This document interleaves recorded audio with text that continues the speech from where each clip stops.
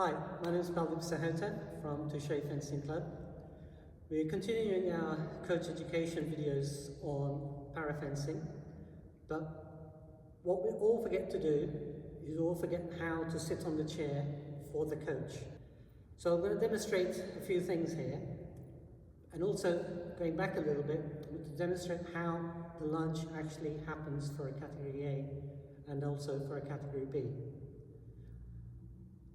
It's a lot of misconception that when you lunge, you just throw your arm forward and your body forward and you push with your arm. My opinion is you look at a lot of the top fencers, look at their feet. If you're a double amputee, this doesn't apply to you. But for a single amputee or people with two legs, this definitely applies. You will see a lot of feet, different positions. Why would they have different positions? The reason is that the lunge actually initiates from the feet. So get the person, your fencer, to sit comfortably. The first thing they need to do when they're starting the lunge is to push from the feet. So breaking it down. The first thing that happens is you push. Yes, I'm standing up. Doesn't matter. First thing that happens is you push. Now, using your hamstrings and your core muscles, you pin yourself to the chair. So by pushing forward here, this is all tense. The power is going into my knees. My quads are tense, and I'm feeling a lot of pressure in my hips. So starting from the foot to the knee to the hip, and then the body pushes using your side muscles and your core muscles, and finally the hand comes in to give you the extra oomph at the end. So to do it in slow motion, first thing that happens is everything gets tight. Foot, knee, hip, pushing forwards here, and then at the last second, the arm comes into action. Once again, from here, nice natural position, comfortable. You start with the foot, bang, straight through. You see, when I did that, my feet moved. I had them here, and they slipped because I'm pushing so much power through my feet. Another reason why a lot of fencers have straps on their feet, on their legs, to stop this from happening, because then the power will dissipate. Okay. Category B, different. You notice a lot of the top category B athletes, they have massive shoulders, big strong arms. There, you have to rely on the push and the pull sequence. The push and the pull. A lot of them, they will move forward first, throw their body, and then push at the last second to accelerate the lunge. Back again to the athlete.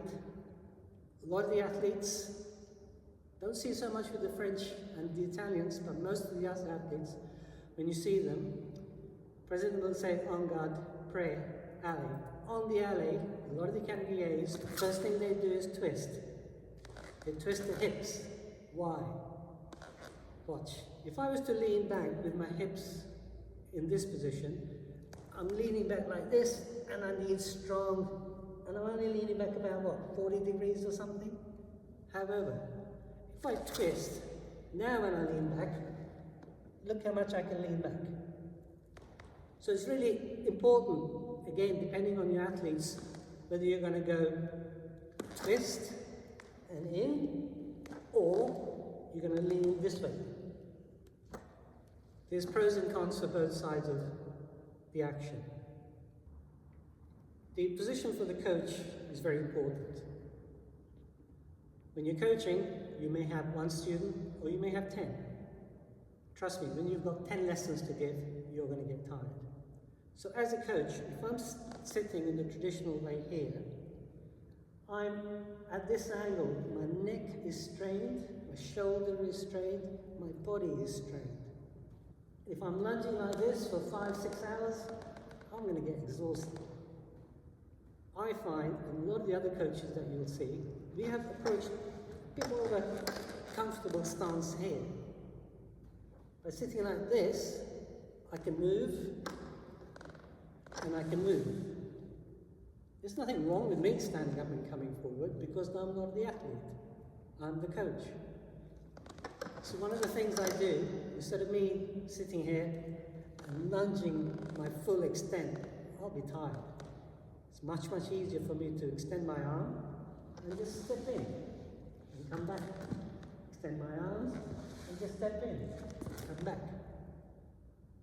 This way, I can continue for much longer.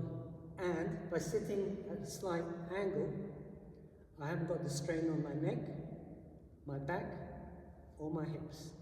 And finally, I can move backwards much easier.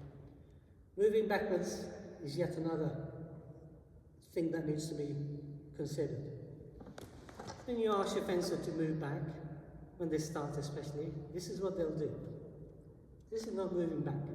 The distance between me and the athlete is the same. Moving back is this or this. Finally, sometimes you only have access to a right-handed chair, but you need to coach your fencer left-handed. So how do I do this? Pretty straightforward, really. Okay. So my fencer is over there. I'm going to turn around. I straddle, and I work this way. We'll show you that again. I'll turn the frame around.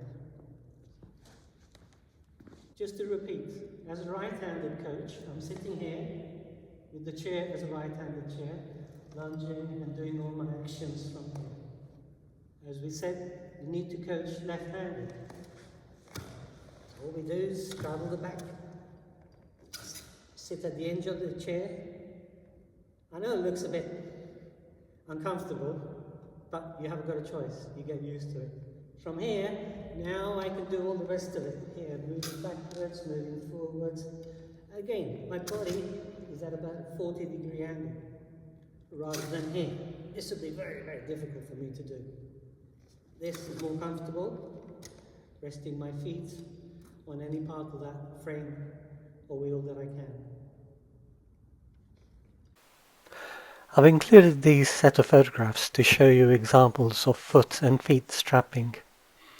They vary enormously, and also look at the size and design of the foot plate.